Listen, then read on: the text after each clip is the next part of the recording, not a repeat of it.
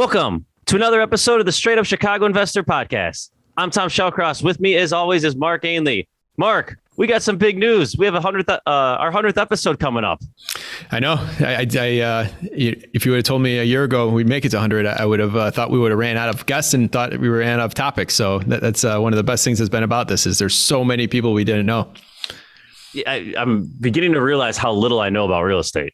But every week I'm like, oh, this guy's killing it. This guy's killing it. I don't know him. I don't know him. I don't know her. So it's been awesome to just expand that network. Yeah, for sure. But today's show, we even got somebody that we've never, it's a whole another sector about self-storage that we have no clue about. So it's going to be exciting to talk with him. Yeah. But 100th episode, if you haven't seen the advertisements, it's Thursday, October 14th. We're going to be recording this thing live at 𝗵𝗶𝗶𝗵𝗁, owned by 𝗥𝗲𝗹𝗁𝗃, who's been episode in the 20s somewhere, but early on talking about Logan Square. But he owns 𝗵𝗵𝗶𝗵𝗁 and fortunate enough to have him rent that out to us. So you'll go check it out on our website, check it out on the Facebook page. And you do need to register beforehand because seating is minimum. So go check it out. We'd love to have you for the live 100th episode. Thursday, October 14th. I think our capacity is going to be right around 100 people. So there is a sense of urgency. Now, not even just the cool time of recording this live, but I imagine the 100 people in there is going to be one of the best networking events here of the year. You're going to have a lot of awesome people in there to talk with and learn from or network with. Yeah, absolutely. So good times. So as far as my housing provider tip of the week, I have, in our property management company, GC, I was tasked this week to put together a decision tree when it comes to making a work order, a maintenance issue, a priority. And, it's basically a series of questions. Yes, no. I love flow charts. Anyone that's ever does lucid charts out there, you know what I mean? It's fun. But I love doing workflow charts. And, there's a lot of things that if maybe you're a newer landlord or you haven't been doing it long, but there's a lot of things that as a landlord, you're supposed to be responsive. And there's certain things that are urgent. We found sometimes there's an electrical issue. And if we don't have all the information, there could be a lady that has her oxygen hooked up to that room in that room. Even though we're thinking it's only one room, we'll figure it out next week. There's certain levels of urgency for everything. Fridges, people really can't go with fridges for more than a couple of days, even though it seems like something very small. People, some of our senior residents, AC, those, for someone that it works all day and is only dealing with it, they can deal with it for a day, but a senior might not be able to go out without AC for overnight. So understanding the level of priority when a work order comes in for you is very important. And as a landlord, you're expected to be responsive. And even the small things, keep in mind, a tenant will get annoyed that if it's a week, 2 weeks, 3 weeks, or maybe there's 3 or 4 small things that are piling up, they're going to get annoyed or frustrated with you. That could potentially cause them to move out at the end of their term when you could have gotten another year or 2 out of them just because you didn't respond fast enough to a couple of small things. So keep it in mind, be responsive, understand what's urgent, what's not when it comes to your tenants requesting maintenance issues. Yeah, absolutely. When you're thinking of, do I want to spend the $300 or whatever it is, just remember how much that turnover costs. Oh yeah, no, that's true. And I'll just go down one more rabbit hole on that. Turnover costs are not always just the repair. It's the vacancy time. It's the time you're going to have to take to do it. It's the commission if you're hiring a realtor. Like those costs add up fast. It's hard to get away with a turnover under $3,000 with all that stuff. And sometimes if you have to do any work, you could be in the $5,000-$6,000 paper and soft costs. Yeah, your whole year of cash flow, boom, gone. Yes. Yep. So do whatever you can to kick turnovers down the road, or perform as a property manager any way you can to kick those down the road. So, all right. That brings us to the introduction of our guest today, which I'm super excited about because it's a topic we haven't talked about. And it is an individual that in my research of this show, and he's got a lot of amazing traits about him. So I'm excited to have him. We're going to drill him on some of that stuff. But today's guest, you might know him from when he was running Titan Wealth. This guy was running a massive wholesaling operation, and he has an investor list that is beyond what anyone can really imagine. He was doing hundreds of off-market deals on an annual basis. I think it was closer to 500 or so. And he's actually closing up that shop here we were just talking before the show, only to get into what he has found and built into be a more profitable operation for him is impact storage. So now he is owning and operating self-storage in 7 states. I think they have about $50 million worth of self-storage. He's a savant with his time, and he knows how to delegate, or some of his things that's helped him out here. His strengths are systems, managing time, and what I was told, creative deal structure from a couple people in his network. So I think anybody that is in his position is really good at just keeping things moving. So without further ado, we want to introduce Fernando Angelucci. How you doing, Fernando? Doing good, Mark. Tom, thanks for having me on. Did I cover everything there? Was that? You left off that he's an Illini grad. Yeah. I knew you'd fill in that blank, Tom. I knew you'd fill in that. So, Fernando, I mean, we cover everything there. I mean, that you have a pretty exciting life that you've built here, and we're happy to be on here with you today. Yeah, I mean, you hit the nail on the head. It's been a long journey. A lot of failures along the way, but as long as you learn from those failures and don't repeat them, I think it's always successful that way to grow, kind of get into a new industry. So I'd love to dive in and kind of answer any questions you guys have about self-storage. Well, I want to dive into self-storage, but before we get into that, you had a massive wholesaling operation. I get people all the time, a lot of people look at wholesaling as a easy means into getting into real estate or quitting their 9 to 5. But Tom's done it. Some investors are doing it to find their own deals. Like, you're opening up a big opportunity for other people to get into that space if you're leaving it here in Chicago. But for people that are interested in wholesaling, get into it. Like, kind of give us a couple things of like, if you're going to do this, you got to know, you have to know this about wholesaling, and if you're going to be successful, you have to know this. So, kind of give us a couple minute rundown on that and what made you successful there. Yeah, so I first started wholesaling right out of college. I got an engineering degree and was working for a top 50 company, and I just wanted a way to kind of control my own fate. So I started wholesaling on my own in the beginning and very quickly scaled that up till I realized that I can't run everything. The problem with the wholesaling industry is that it's still a job, right? If you don't wake up every day and go to work, all of a sudden cash flow stops. So if you're going to scale a business, you really need to bring in other individuals to help participate, team members, new acquisition guys, transaction coordinators. Running a couple deals at a time is easy, but as soon as you have 5, 10, 15 deals going at the same time, things can start getting jumbled. And in the end of the day, you got to remember the reason we're doing this is to provide a solution for these sellers that they otherwise wouldn't be able to have, get out of properties quick and, save their credit.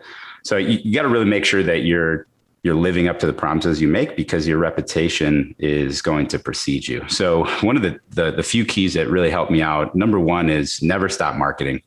The first mistake I see a lot of new guys starting with is they'll turn on the juice for a little bit. They'll get a few deals and they'll tone it back. Or if they start losing some money or not making as much as they thought, the very first place they'll cut is marketing. And that's the opposite of what you should do. If you're not hitting projections, you should double down. And if you don't have the money to do that, take out debt for your marketing. Because in the end of the day, wholesaling isn't a real estate company. It's a marketing company. So if you don't have that advertising, that marketing going out all the time, you're going to set yourself up for failure, especially because you don't realize you got to really be in tune with your metrics. What you'll realize is every dollar you spend today may not really come into the bottom line until 3, 4, 5 months from now, if not longer than that.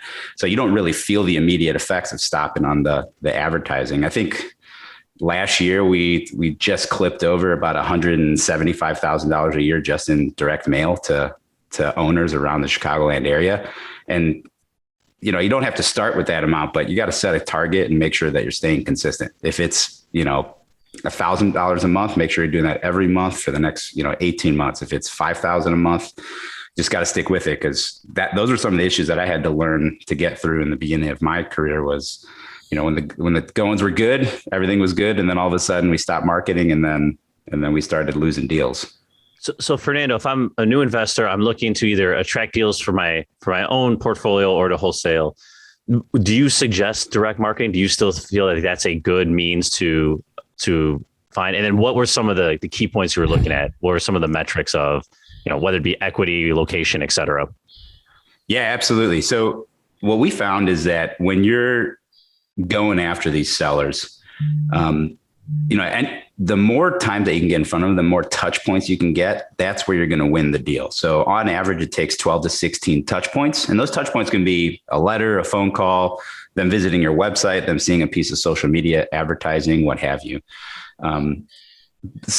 Direct mail has always done really well, especially for the age group that typically responds well to these types of letters. So, Typically, this is someone close to retirement age. They have a lot of equity in their house. They've been in the same place for 10 plus years. So we've always had a base of direct mail going at any given time, and then try other strategies on top of it to supplement. Text messaging was good for a while, then became basically illegal. So we had to shut that down because of the TCPA. Cold calling worked really well. Then, the carrier started cracking down on our various phone numbers. So we had to rotate phone numbers like every 2 weeks, buy new phone numbers, burn old ones. Direct mail is kind of the least intrusive, and it's also the easiest for someone to save. I can't tell you how many times we've had individuals call in and say, I got your letter 6 years ago, and now is finally the time for us to sell. And I just happen to have it in my, filing cabinet for the last 6 years. So we really like the physical letter, but the key is to have a comprehensive marketing strategy in place to attack these leads from every angle. The other thing that you mentioned is, this is a full-time job, finding deals off market.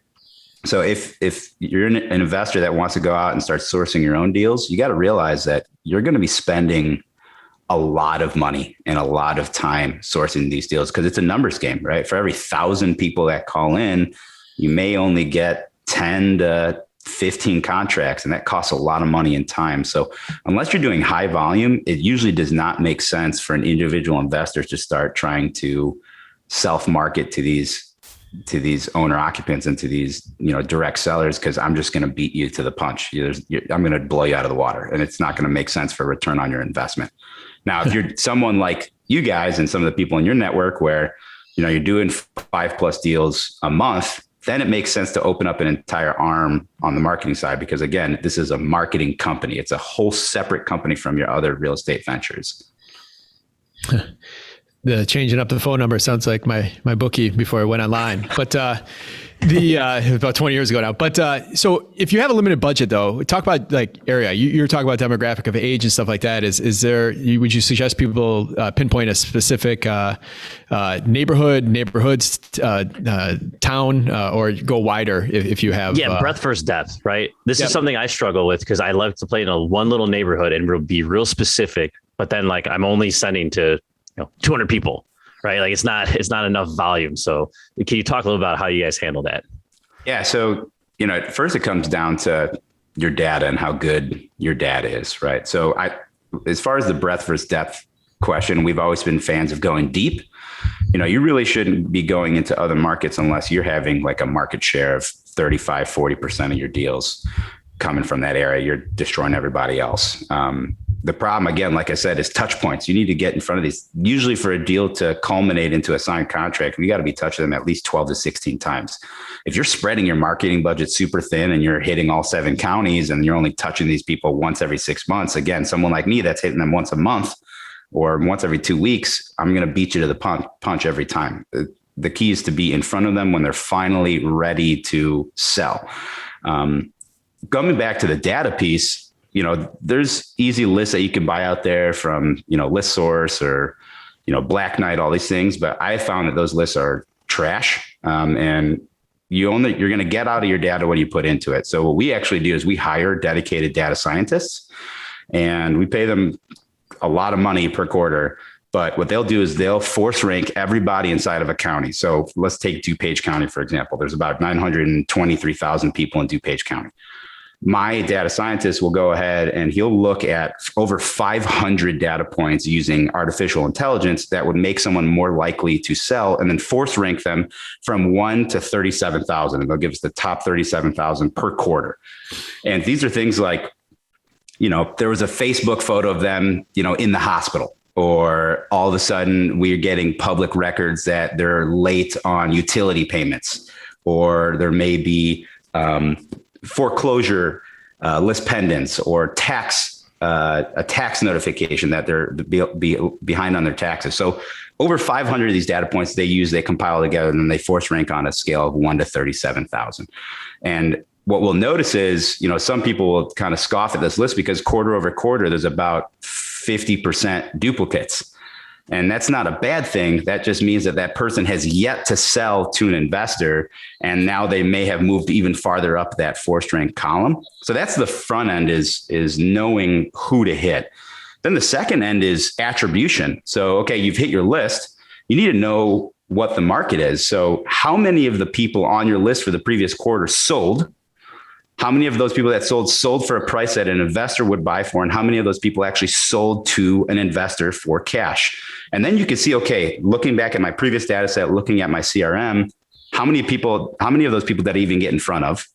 If I got in front of them, why didn't they call me, or did they call me? And if they called me, why didn't I get that contract?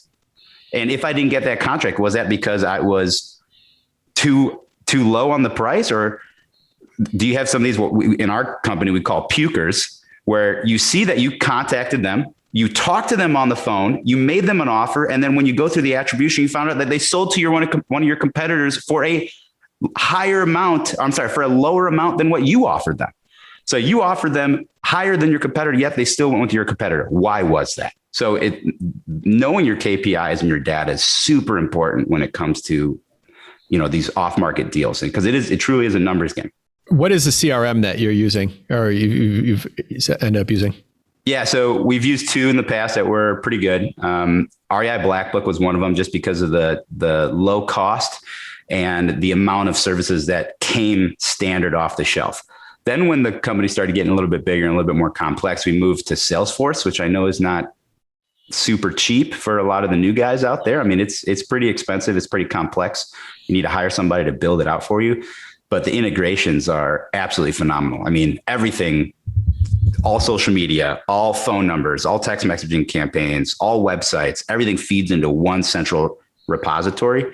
So one of the issues that I've seen, not only with our company in the past, but also with other, competitors, is that they have data scattered all over the place. They have some data in, Lead Sherpa for the text campaigns. They have some data in their base CRM. They're holding some stuff in Facebook that never translated over. If everything's not centralized, how do you know that you touch them? How do you know who touched them? How many times have they talked to them? What did they say? What did they say on the calls? For us, it's all about tracking those KPIs. So every one of the phone calls are recorded. Every one of the text messages and emails are all captured in the CRM. So if anybody takes the day off or somebody else has to run that lead, we have the data from literally the first point of contact all the way to the present day. Nice. One more question. If you had to start, you're closing up here now, so you're not hurting yourself competition wise. Right, so if you had to start over tomorrow, what would you do differently now, knowing what you know now versus when you started X amount of years ago? Man, it took me forever to delegate out. I was being penny wise and pound foolish. And why would I pay a sales guy $50,000 plus 15% commissions if I can do it myself and I can do it better? But what you got to realize is, even if somebody can only do something at, let's say, 80% capacity that you can do it, but you have two of those guys, all of a sudden you just created an extra 160% productivity over what you'd be able to do for yourself. So the key, and we were talking about this a little bit before we started recording, it's, you got to get ahead of your hiring needs. You got to constantly be hiring. Just like you, Mark, we were always 6 or even 12 months behind where we needed to be as far as staff needed for the deals, acquisition guys, disposition guys, transaction coordinators, the debt side. Once you start getting the company pretty large, wholesaling, it's not smooth income like cash flow, right? It goes up and down with the market and what's going on in the area, and if competitors enter and exit. So you got to be able to smooth your operating expenses. The easiest way to do that is to get lines of credit and debt, and to debt fund the dips and then pay off those debts when you have kind of the peaks as well. Yeah, delegating has become much easier these days with all the options as far as remote staff. So I know that's been a lot easier for us, especially in the times of lately where it's been struggle to hire. We actually it was mostly an admin position, but we had one person doing. We basically had we hired 2.5 virtual assistants to cover that same job, and we're probably still paying less than that. But not to outsource anything, but it's just sometimes that you have to think of other ways when we couldn't solve the onshore type hiring need.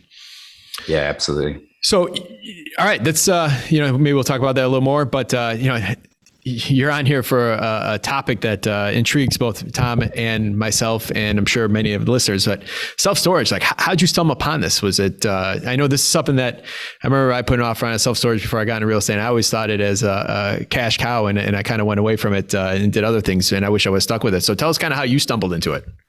Yeah. So, as the wholesaling company grew, we were starting to build up, good amounts of equity. We started buying residential and multifamily rentals. So built up a pretty large portfolio. And, when I first started, I thought, okay, wholesaling, that's a full-time job. But once you get into passive income, then it truly is passive. I can sleep and go drink Mai Tais on the beach. And it turns out that's not the case, especially where we started, which is where a lot of people start in Chicago, is with kind of the more challenging neighborhoods, right? The Class C, Class D neighborhoods.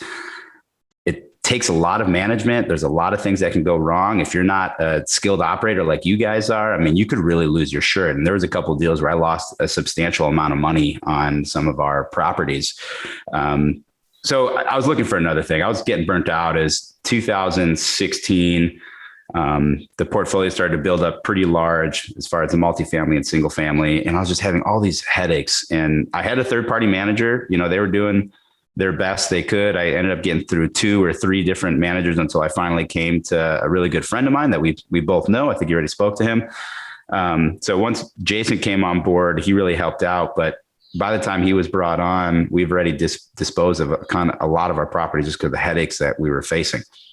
So I was looking for something else. And what ended up happening was I was in Indianapolis for some real estate expo, ended up walking into a presentation where I was a little bit late, and the words that caught my ears were no tenants, no toilets, no trash. And I was like, man, those are literally my 3 problems in life. If I can get rid of those 3 problems and still make money, I'll be set.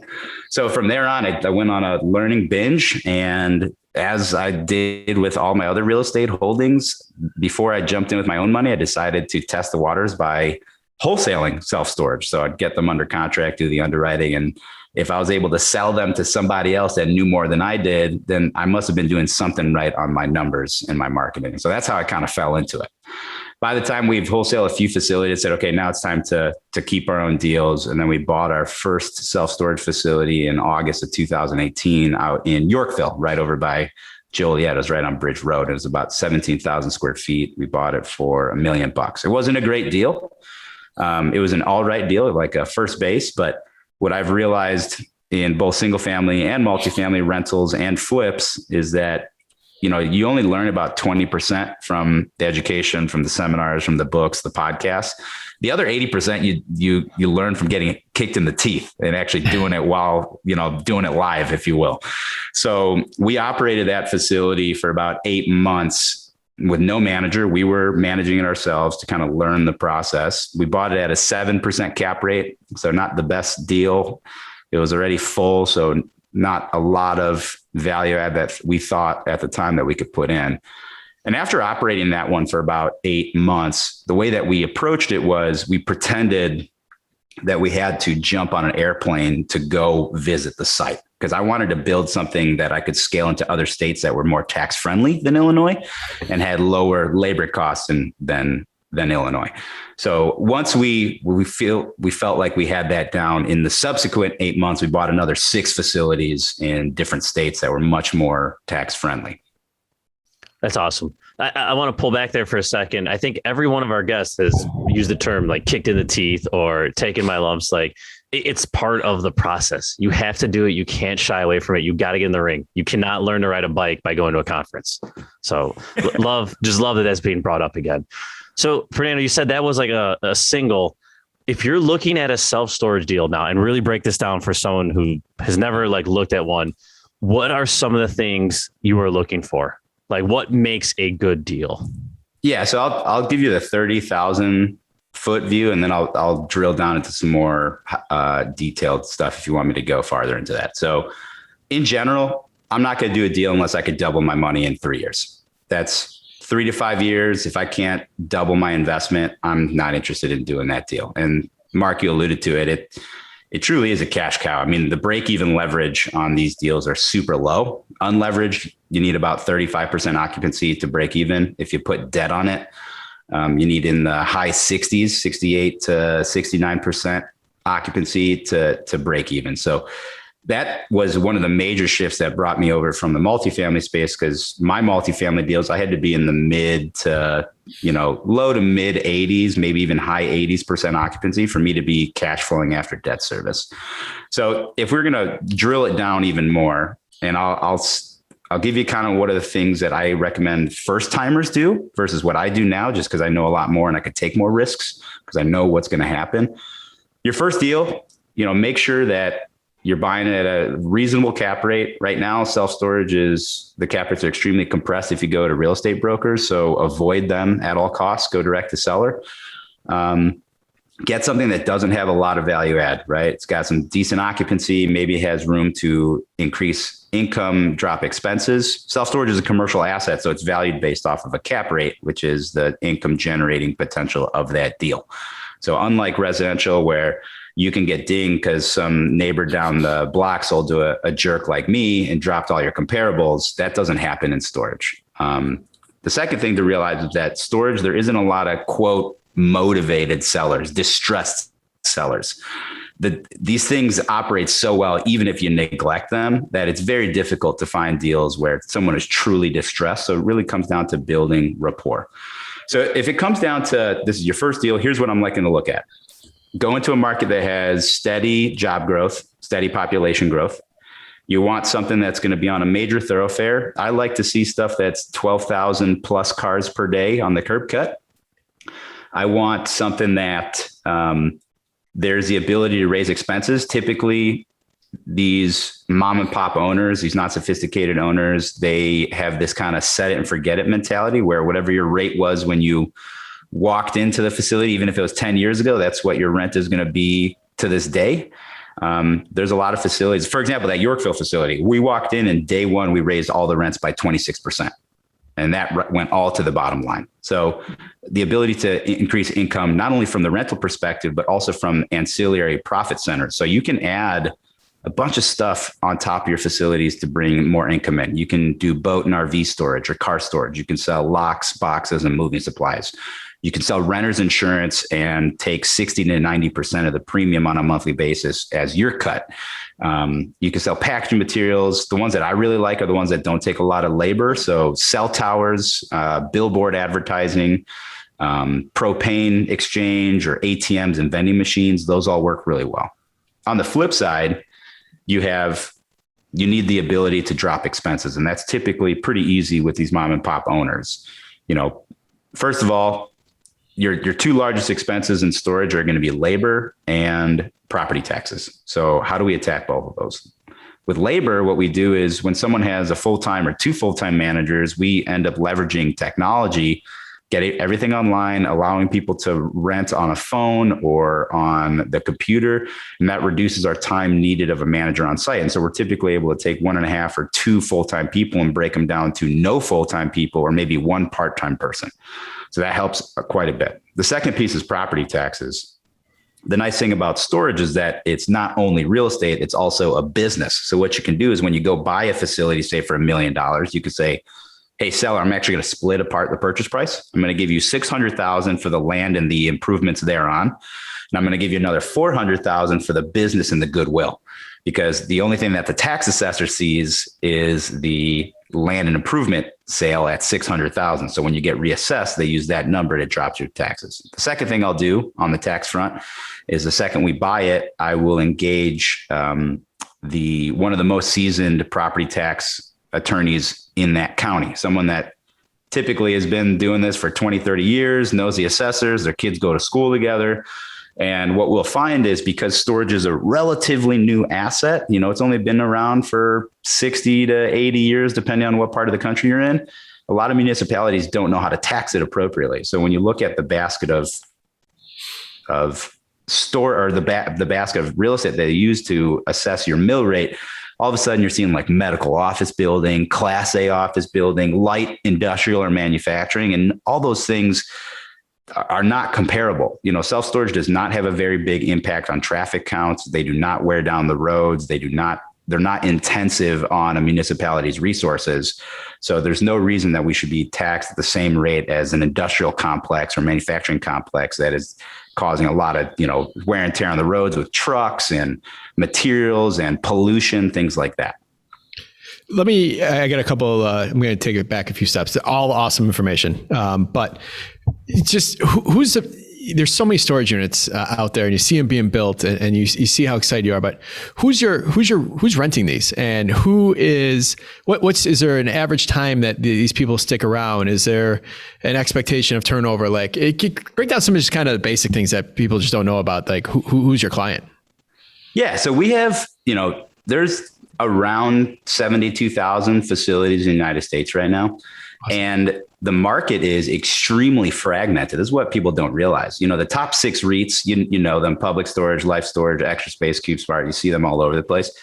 Those guys only own about 18% of the facilities out there. Really? Wow. The next 100 largest operators only own an additional 9%. Which means that there's like 70 to 72% of the facilities out there that are owned by these mom and pop owners, where there's the potential to do a ton of value add. So what you'll notice is when you go and you look at your customer attribution, it's super counterintuitive to what you'd think. So we have 4 major demand drivers. We have residential, commercial, we have military, and we have students. The residential, you think are, okay, I live downtown and I live in a 600 square foot closet and I have no space. Now, yes, those people typically use storage, but what we found actually is that like 67% of our residential tenants actually live in a single family home that has a basement, a garage, and an attic. So it's not people that are short on space. It's typically those that are a little bit more affluent. I like buying in areas where the median income is at least 40 to 45,000, if not higher. I'll typically build in areas where the median income is 100 to 110,000 per household. The second thing that you'll notice is those residential tenants are great, but they have a little bit lower average stay time, depending on how aggressive you are on raising your rents. Typically, they'll stay for about 13 months or so. The second one, which I really love, are the commercial tenants. These commercial tenants typically will stay for 23 to 24 months. They'll prepay the rent in advance, and they'll typically use more than one unit. For example, at that Yorkville site that we had, I had a company in Chicago that manufactured tortillas, and they would drop them off in their small trucks at our site. They had like 5 units. And then once a week or twice a week, a semi truck would pull up and they would unload all 5 of the units in the truck and then distribute to the rest of the Midwest or to the greater Chicagoland area. So we really like the commercial tenants. And then it comes down to your military and your students. Both of those have much shorter stay times in the 4 to 6 month realm, but they help with kind of these seasonal fluctuations. Your students, me and Tom went to U of I. Yes, it was only 3 hours away from Chicago, but I didn't want to lug all my stuff back and forth during the summer. So during the summer, I'd go rent a storage facility for 4 months and then come back when I needed to get a new apartment. Same thing with military. If you look north by Waukegan, you have the Great Lakes Naval Base. There's other markets that we're near kind of military installations. And at any moment, they may have to go on deployment or they may have to switch bases. And they need to put their stuff in storage kind of like last second. They have a week or 2 weeks to get mobilized. So those are our main demand drivers. We're always going to be chasing multifamily and single family. So we want to be in the places where we're on kind of main and main. We're surrounded by dense residential. We have a bunch of cars passing us day by day. So those are kind of our typical tenants, the ones that are driving a lot of the demand. So talk to me about, I know from the brokerage side of things, working with investors back in the day, a lot of these villages, at least around here, are not even allowing the outdoor storage, and you're seeing a lot of these indoor storage popping up. Is that the trend across the country? Is that the trend in the industry? Do you own both of them? Kind of give us an idea about indoor versus outdoor and where the industry might be going. Yeah, so we own kind of everything. So there's 4 classes of storage: Class A, Class B, Class C, and Class D. Another way to look at them is based on which generation of storage it is. First generation storage, that's that drive up, non-climate control. It's built out of cinder block. It has asphalt roof. We don't touch those. The maintenance is too terrible. That's Class D. We really like the Class C or the second generation facilities to buy existing to do value add. These are going to be concrete slab, corrugated steel walls and roof. They have, they'll last a long time, but there's always a lot of value add that we can add in there by kind of bringing them up to scale. They don't have climate control typically. Then we have Class B, which is a combination of, typically in the back, they have a lot of these drive up non-climate control facilities. And up front, they may have some climate control indoor, maybe a little bit outdoor, drive up climate control. And then you have the Class A, which I typically won't buy, but I'll build. And this is more like a REIT grade facility. This is the newest generation of self-storage. They look like beautiful office buildings. They're 3-4 stories tall. They're pretty large, 100 to 150,000 square feet. Everything is climate control. Everything has high security. I mean, you got to go through like 3 or 4 different punch keys just to get into the building. So what you're saying is totally true. When you go to these municipalities, you kind of have to educate them, because when you say, hey, I want to come in and I want to build self-storage, they think of like these Class D or these first generation facilities. They're ugly. They don't look really nice. They kind of look like, this is an area that could breed crime. But what I have to do is I show them like, listen, no, this is not what we're building. Look at this beautiful 3-story building. It's got glass everywhere, well lit, super secure. It's not going to impact traffic. And when we do that, then we usually can win them over, especially if we're bidding for a piece of land that has been undeveloped for a long time. Say, listen, in the end of the day, how would you like that this piece of parcel, instead of kicking off, $10,000 a year in property taxes, is now kicking off like $80,000 or $100,000 a year. So it is a fight with the municipalities, but we just show them like the demand and what happens when you don't meet that demand. What ends up happening is people start storing stuff on their front yard, on their driveways, or on the street in front of their car, or in front of their garage. And that's bad for municipalities. That causes issues for them. So as long as you're going to an area that is zoned properly, typically it's zoned either light industrial or general business, commercial district, and you're not too close to residential, but as close as you can get, ideally, they usually don't have a problem with it, especially if you paint the picture of, I'm bringing additional tax revenue to your municipality. So Fernando, this all sounds awesome, right? Like I'm sold on this investment. Besides overpaying on the front end, what are some ways that this goes wrong? Like, what are some risks? Like, how does the deal not work? Yeah. So, downsides of storage, there's a few, and I could tell you ways to mitigate them. So the first is, as you talked about, buying right. There's compressed cap rates across the entire industry. All of a sudden, this is now a attractive alternative asset. It's a very competitive acquisition environment, and real estate brokers are stripping a lot of the upside out of these deals. So, the solution to that is, as opposed to going retail, go off market, and as opposed to buying stabilized facilities, buy value add facilities. The second piece is oversaturation. Storage is an interesting asset because it's hyper localized. Typically, your trade area is only 1 to 5 mile radius around your site, depending on how dense the population is. So if I'm building something in River North, 80 to 90% of my tenants are going to come from a 1 mile radius. If I'm building something in Mokina, my typical trade radius is like 5 miles. So when you're going to buy one of these things, you have to do a very good competitive analysis, make sure that your supply index number is low enough to compensate for the amount of new storage you're bringing online.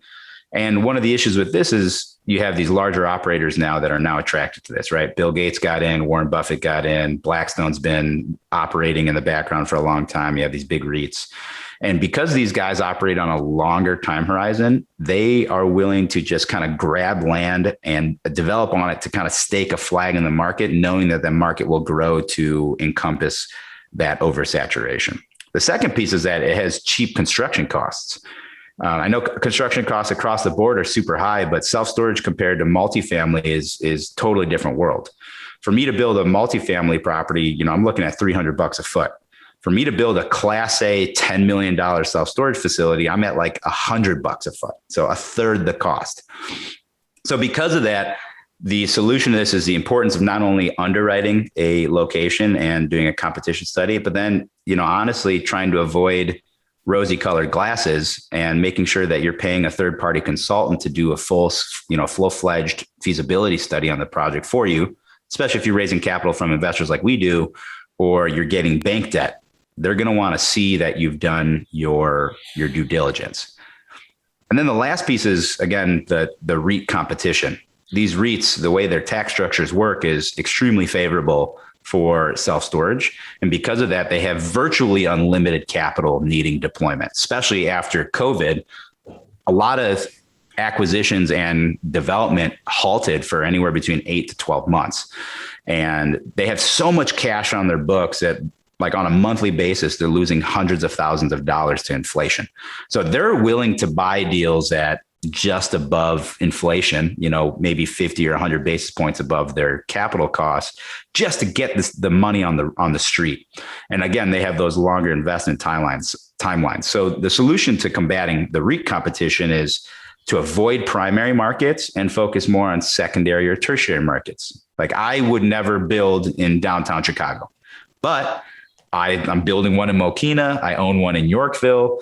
I'll go to other states that are extremely secondary or tertiary markets. Like, I have one by U of I down in Danville. I have some in North Carolina and Tennessee in kind of smaller rural communities.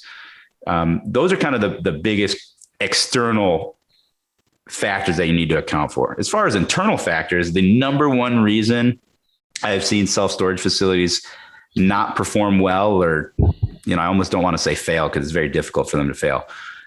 Typically it's lack of oversight. So if you're a facility that takes cash, that breeds and that incentivizes managers to steal, right? It's just too easy. You always, you want to trust everyone, but you always have to look at what incentivizes them. Because in the end of the day, when things get tough or people start struggling, they're always going to go towards their incentives versus the altruistic reason why they're trying, they're or you think they're working for you. So making sure they have very good oversight on your managers, or do what we do and basically just automate facilities completely so that there's no manager on site at all. No one deals with cash. Most of our sites, we don't accept cash or even checks. Everything has to go automatic debit or credit if you want to rent from us. In the spirit of moratoriums, talk to us about, kind of what the rate of people the non-payment rate, and what does it take to get somebody out or throw their stuff out? Is it really like storage wars, or tell us what you got to do if somebody stops paying? Yeah, I'm really glad you brought this up. So during COVID, we actually had no moratoriums. Our collections went up. So the amount of people actually paying actually increased. The amount of our street rates went up, and our historic kind of occupancy ceilings also were broken through and went up. And the reason why is storage is extremely counter-cyclical. It works very well in recessions. It works really well during pandemics, as we found. And the reason why is we tailor to people that are in transition. If you're downsizing, if you're moving, if you're, have some type of life event, somebody dies or somebody goes through probate and you need to put all their stuff in storage before Mark buys the property. These are all things that lend themselves to storage. Now, in the rare case that we do have somebody that doesn't pay, it's actually extremely easy to get them out. And the reason why is because we are not guided by tenant landlord law. We're actually everyone's ears just perked up. Everyone just turned up the dial a little bit. So we don't have evictions like you would have in residential and multifamily. This is one of the main reasons I switched over, especially when I owned assets on the south side of Chicago. We're guided by lien law or property law. So the second somebody chooses to store their possessions in our property, we de facto, by the Illinois state statute, we get a lien on their possessions. And if they do not pay by their grace period, we give them usually 5 days, then we have someone go place a manager lock on their unit. So most self-storage doors will have 2 latch holes, one for the actual tenant's lock, and then one for the manager's lock if you don't pay, so you won't get access to your stuff. If you still don't pay and come due, then immediately we send out a demand letter and we send out a lien notice in the local legal circulation or newspaper. And we start the auction process. Now, I wish I could tell you, Tom, that this was like storage wars. It's not. Everything has basically gone online. So now all of our auctions are virtual. Basically what happens is someone stops paying on the 5th day, they're overlocked. Then we immediately send out the lien notice on the 7th day. The lien notice hits out on the 7th day. It also hits on the 14th day. And then we start auctions on either the 21st or the 30th day that they are delinquent. And the nice thing is that we are allowed to charge all of these fees on top of what they owe us. So not only is there late fees that we're going to collect on that auction, but we're going to collect, back due rent. We're going to collect lien fee, auction fee, Fernando's annoyed and I'm just don't want to deal with it fee, literally everything I can. Because the way that storage works is when we auction these off, I cannot keep any excess profit. So I have to bump up my expenses to kind of compensate, because if anything, if the unit goes for more than what I have into it, then I have to send the remaining of the cash to either the tenant or to the state unclaimed fund, where it sits there for like 7 years. Yeah. And then the turn is super easy. So from date of delinquency to a new tenant in, it's usually 30 to 45 days. And the way the turn works is whoever buys the auction unit, they have to put a cleaning deposit down with me. They have to go collect all the possessions from that unit within 7 days of winning the auction. And they have to completely broom sweep that unit. If they don't do any of these things, I keep their cleaning fee. And typically our new tenant meets that auction buyer at the site and moves in the second they're out. That's great, man. It's awesome. that's still awesome. So I'm sold. No.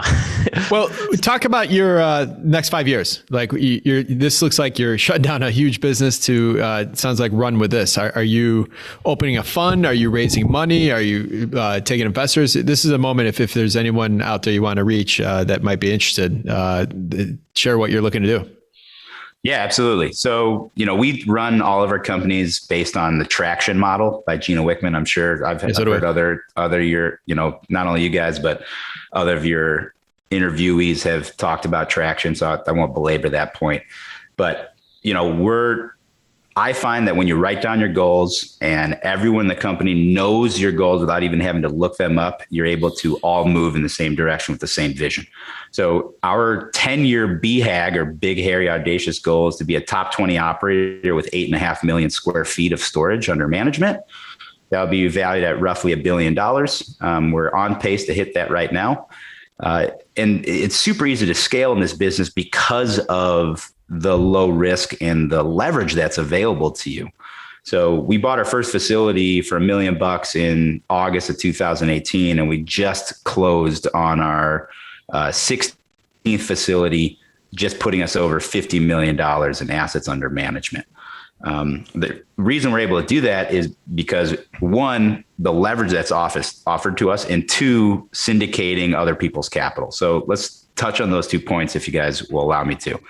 Storage historically has had the lowest default rate across any other asset class, according to banks' own studies. I'm using the National Association of REITs. I'm using Wells Fargo data. I'm using Intech Solution data. So for the last 30 years, self-storage has defaulted at a rate of 40 times lower than multifamily. And because of that, banks are willing to give much more aggressive loans on these types of deals at all stages, right? So again, we talked about this previously, but storage is also considered a business. So now I can go out and I can get 90% loan to cost financing from the SBA, the Small Business Administration, which allows me to really scale and allow each one of my dollars to go much further than when I'm putting 20 or 30% down on a multifamily property.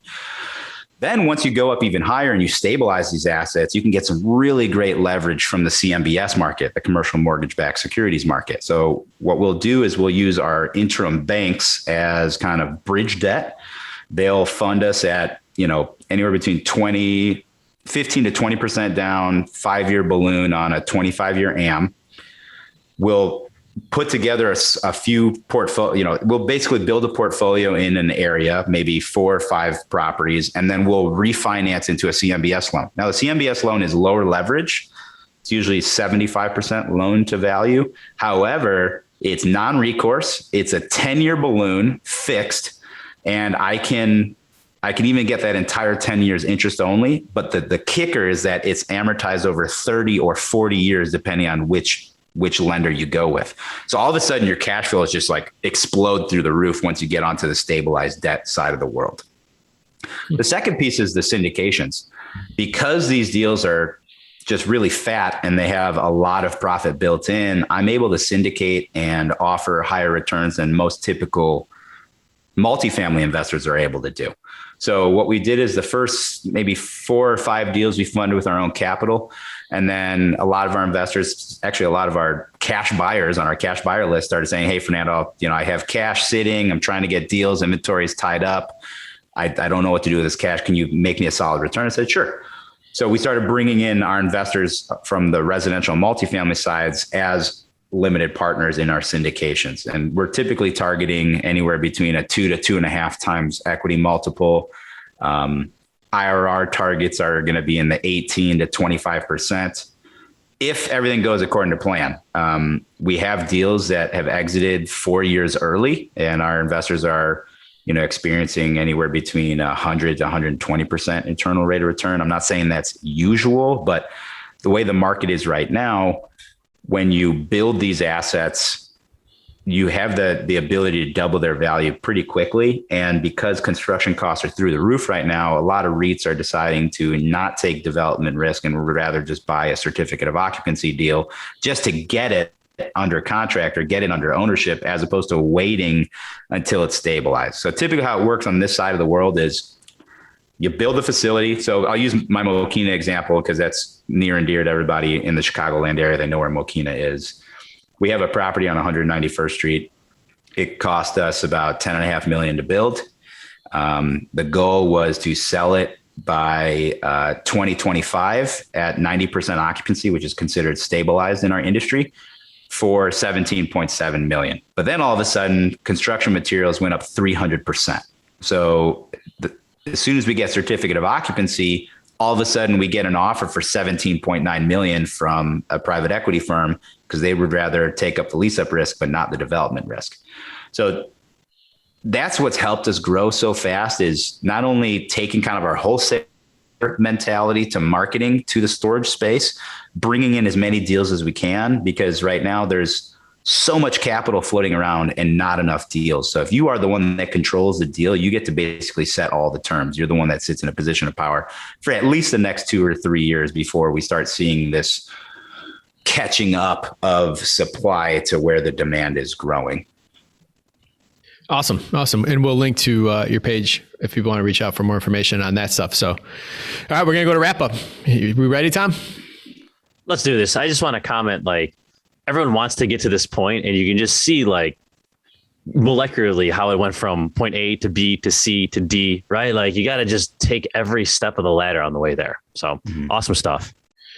All right, Fernando, for our first wrap up question, to get to this point, you've opened multiple businesses, you've ran them successfully, you've grown, you're smart enough to put something like traction to your business. What is it? What are some of what's helped you get here when others wish they could that are not doing what you're doing? Yeah, I mean, my favorite phrase is I stand on the shoulders of giants. So none of this I invented or I came up with. I had mentors all along the way. I think the best investment you can make is in yourself, not in a property. So for us, I typically try to spend 5% of my annual income on personal development. And that includes masterminds, that includes business coaches, real estate coaches, and then mentors, really, bringing people onto the board of directors, bringing on strategic partnerships with investors that are maybe 5 or 10 years ahead of me and where I want to be, so I can just learn from them. And I'm willing to give up equity to do that. It's always the tough thing I see when I come across some people that are a little bit more scarcity mindset oriented is that they don't want to give up any equity. They want to do everything themselves. But then what you realize is you basically expand your timeline to get to your goals by literally 10 times. I mean, if you try to do it all on your own, don't reinvent the wheel. Everything in real estate is basically the same. I mean, there's nothing super innovative unless you're in the tech real estate space. So just find someone that's doing it and just offer up any time or expertise or money, whatever you have, to learn from them. That is the single number one most influential thing that has happened to me over my last 7-8 years in real estate. Rather have 50% of $1 billion than 100% of 10 million. So I had to do some math there, but yeah, that works. So, Fernando, what is one piece of advice you would tell someone that has yet to buy their first storage facility? Get a feasibility study. If it's your first deal, you don't know all the unknowns yet. So hire a professional. It's not that expensive. We pay anywhere between $6,000 to $10,000, depending on the size and scope, for a third-party expert that typically has 20, 25 plus years of experience to underwrite our deal. We have to pay them up front. So their payment is not, it's not contingent on what their opinion is. And that will help you kind of avoid that. In our acquisitions department, we call it cocaine brain, right? You're just trying to get a deal done because you want to get a deal done, and you have a bunch of time and sunken cost into a deal. So everything that looks like a red flag starts looking like maybe a pink flag or an orange flag. You need somebody that has no dog in the race to tell you if you're on spot or not. Nice. What do you do for fun? Oh man, I do quite a bit. So I love to travel. So actually tomorrow I'm leaving for 3.5 weeks. I'll be going to Vegas and California, Napa Valley, stuff like that. I also just picked up gardening this year. So I put up a 7 foot by 7 foot garden. I'm growing 15 tomato plants, 15 pepper plants. I got onions, cilantro, cucumbers are like taking over the backyard. So that's been a lot of fun. And then just kind of educating and teaching people. I love doing thought leadership. I think it was Zig Ziglar that said, if you help, 100 people make $1 million, they'll return 10x. So I love talking about storage. I think I've been on probably 200 podcasts now to date, just talking about this. And the thing that really makes me happy is when I see someone take my advice and all of a sudden a year and a half later, they call me like, hey, Fernando, I'm buying my 5th facility. I want to thank you for the advice you gave me. It's like, man, that's awesome. Like that makes me feel so warm and fuzzy, Yeah, absolutely, man. Nice. So what is a good book, podcast, or self-development activity that you would recommend to our listeners? Oh man, can I give 3? Rattle it off, man. Okay. So like I said before, learning from professionals in the space that are way ahead of you has been paramount for our success. So the 2 most recent books that I've read that I recommend everybody read are Steve Schwarzman, Whatever It Takes. This is the guy that founded Blackstone. Yeah, that's good. And then Sam Zell's Am I Being Too Subtle? Both of those are really good books. Do it on audio. Listen to his voice. Yeah, it's crazy. And then as far as kind of more personal development side, we already talked about traction. That's how to run your business. But if you haven't read Ray Dalio's Principles, which is how to not only run your business, but how to run your life and how to set up algorithms for decision making, man, some of the most impactful things I've implemented in our business has come from Ray Dalio's book. Anybody listening to this should listen to all or read all 3 of those books. You get something from every one of them. Huge. All right. Besides yourself, name one person in this Chicago network that you'd refer to our listeners as a valuable resource. Have you had Jason Marcordes on here? He's been on here. Yes. Okay. So Jason's a good one. Let me think. Who else would be awesome to have on here? Have you talked to Sarah Austin from Hilco Global? No. Wow, we need that intro. Yeah, we need that intro. I can intro you. So for Jason, anybody that, especially Little Village, Pilsen, kind of that Chinatown corridor, like Jason is an expert in that area. He's an expert in a lot of areas, and especially down we get in the south suburbs, Mokina, down that way as well too. But he's definitely a valuable asset to go along your investments. Fernando, great episode. There was just packed with a ton of value there. You've provided a ton of value to listeners. How can they learn more about you? And is there any way that they can provide value to you? Yeah. So, you can come check us out on Impact Self Storage. If you subscribe to our social media feeds, especially Facebook and Instagram, we are putting out like 3 or 4 pieces of educational content every day, how to get started in self-storage, how to market to them, how to underwrite them, how to negotiate, how to do the value add, how to syndicate them. So that'd be a super awesome spot to hit. And then I very rarely do this anymore, but because this is home, you can just reach out to me on my cell phone. My number is 630-408-8090.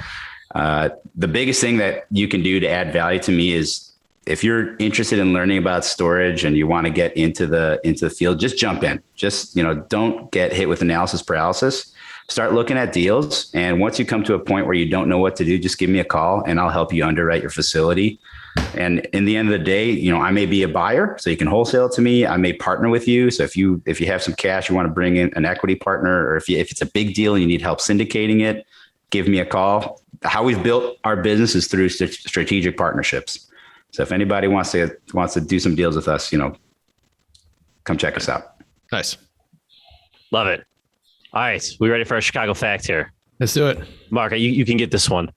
All right. So, and the answer is not the Sears Tower. That's my hint. All right. So constructed in the 1960s, this was the first building in the world outside of New York City to go above 1,000 feet. And it was the tallest building in Chicago before being surpassed by the Aon Center. So the first building outside of New York City in the world to be constructed to be 1,000 feet tall. It would have to be John Hancock. You got it. Yep. We got our first management contract in there, and the 87th floor. I'm like, I'm going to this one myself. I wanted to see the view. It looked north up the beach. I loved it. All right. Great episode, and we nailed the Chicago fact. We're on a hot streak here. It's always a win. Fernando, man, I can't tell you how valuable this episode was. We're excited to have you on, and we'll probably have you back on here sometime next year. So we'd love to hear what you're working on at that point, or what more value you could add. So Fernando, great show. Tom, great show. Listeners, check out our party page on the website for our 100th episode. We're going to record live at Avondale Bowl. If you have friends in investing in real estate, refer us. If you have family looking to get in real estate, refer us and leave us a review, and we will talk soon. Bye, guys. Thanks all.